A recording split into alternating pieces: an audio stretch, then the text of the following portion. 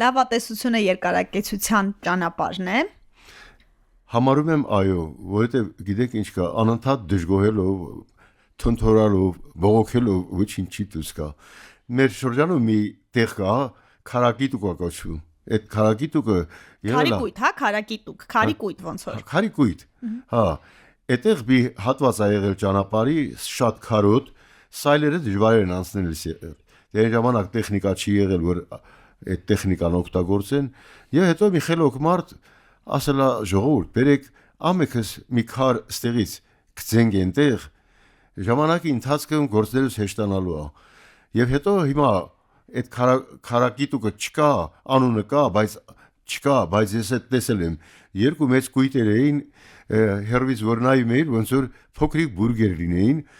ու մարդիկ այդ ճանապարհը այդ ձևով բացել են, էլի, հիմա ամեն ինչից դժգոհել, թնթորալ,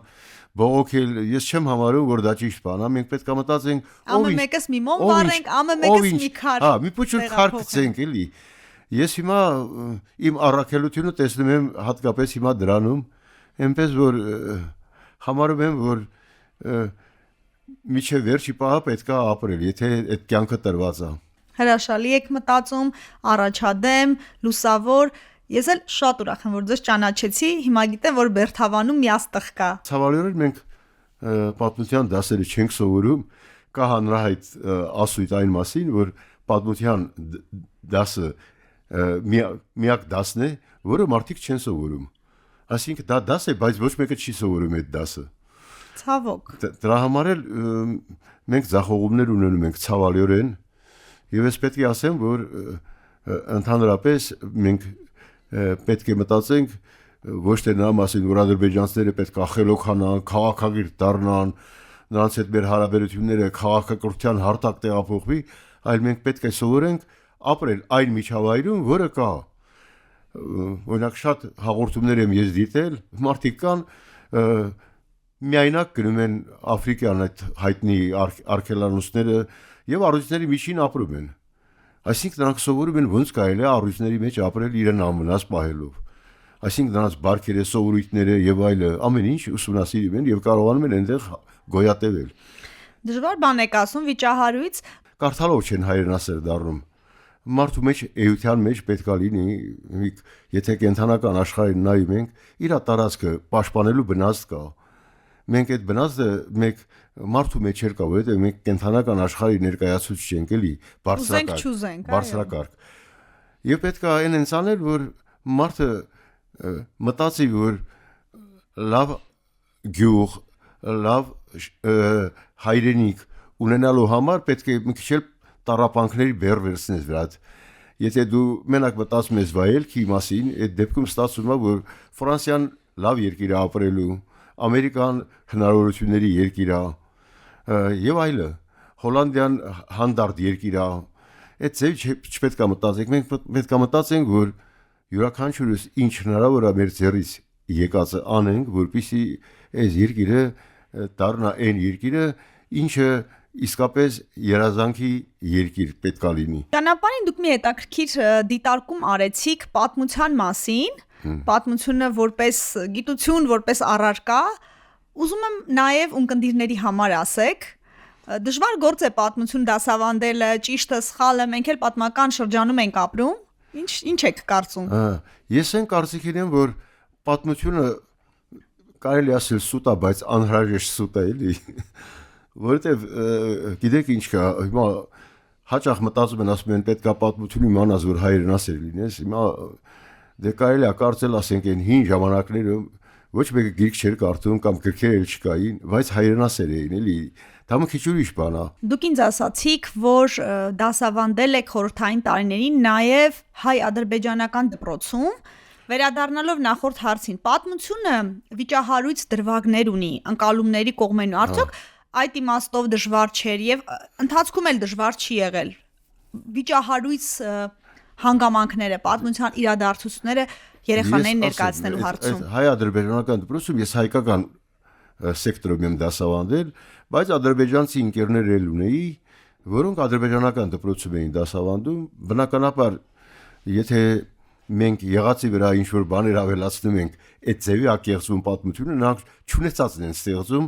այ էտա խնդրահարույց է դա որ այդ մարդիկ պատմություն չունին, բայց հորինում են էլի։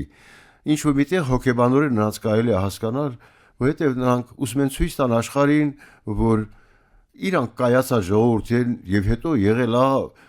այդ թուրք-սելջուկյան մշակույթ քաղաքակրթություն իրանց պատկերացմամբ եւ նույնիսկ հասել են ծայրահեղ բաների, օրինակ վերջերս լսեցի, որ ասում է Կրեմլի կառուցող ճարտարապետը ազգանունը եղել է Քերիմլի, ադրբեջանցի է եղել, ուղղակի ծիծաղահարություն, ճիշտ այնպես, ինչպես ասենք ես որ ունեմ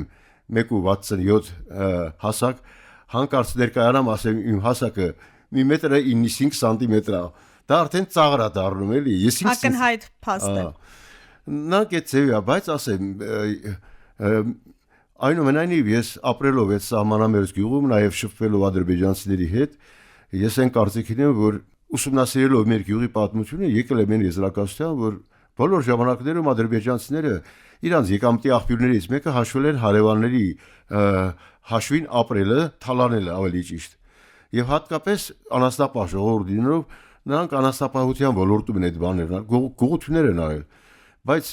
վերջերս ես համոզվեցի այն բանում, որ այդ ապրանք տվողները եղել են մեր գյուղացի մարդիկ, այսինքն բերթամանցիներ են, որոնք համագործակցել են այդ ադրբեջանցիների հետ, անասնագողերի հետ։ Եվ հանձնել են, էլի կովեր, ոչխարներ, այծեր եւ այլը։ Բայց ես այդպիսի դեպք չեմ հիշում եւ ոչ մեկն էլ մեր գյուղում չի կարող հիշել, որ ադրբեջանին գոնե մի ոչխար անցակացրել մեր կողմը, իրանցից անցկացրի մեր կողմը, այդպիսի բան չկա։ Այնպես որ Թշնամին մնում է թշնամի, բայց որոշ բաներ պետքա ուսումնասիրել եւ օբյեկտիվ լինել։ Օբյեկտիվ ձևով գնահատել եւ հետո մտածել ինչը կարող ենք մենք սովորել նաեւ թշնամիներից։ Հիշենք նաեւ պատմությունից, որ Պետրոս առաջինը, Պետրոս մեծը, երբ որ շվեդների դեմ պատերազմում մի քանի ճակատամարտերում պարտություն կրեց, նա ասավ շվեդները իմ ուսուցիչներն են։ Որովհետև այդ պարտություններից ինքը սկսեց եզրակացություններ անել, թե ինչն է պակասում, որ ռուսները կայանան հաղթանակեն։ Անհատական մակարդակում էլ, չէ՞, մեզ ավելի շատ վնաս տված մարդիկ կամ նեղացրած կամ ջղայնացրած մարդիկ, եթե վերլուծենք, օբյեկտիվ հայացքով վերլուծենք, կտեսնենք, որ այնուամենայնիվ դրանք ձախողումներ չեն, դրանք դասեր են։ Դուք ինձ անընդհատ ուզեցիք շտկեք, ուղեք, դա սովորաբար ուսուցիչներին բնորոշ է, ինքս էլ մանկավարժ երեխա եմ, գիտեմ, որ այդպիսի նրբություններ կան, ձեր մասին պատմեք, քանի տարի եք դպրոցում աշխատել։ Ուրեմն սովորել եմ Բերթավանի միջնակարգ դպրոցում, ավարտել եմ, ընդունվել Երևանի պետական համալսարան։ Համալսարանը ավարտել եմ պատմաբան ազգագրագետի մասնագիտությամբ, բայց ինչպես է ժամանակ ընդունված էր դպրոց եմ մտել դասավանդել պատմություն առարկա, պատմություն եւ հասարակություն առարկա։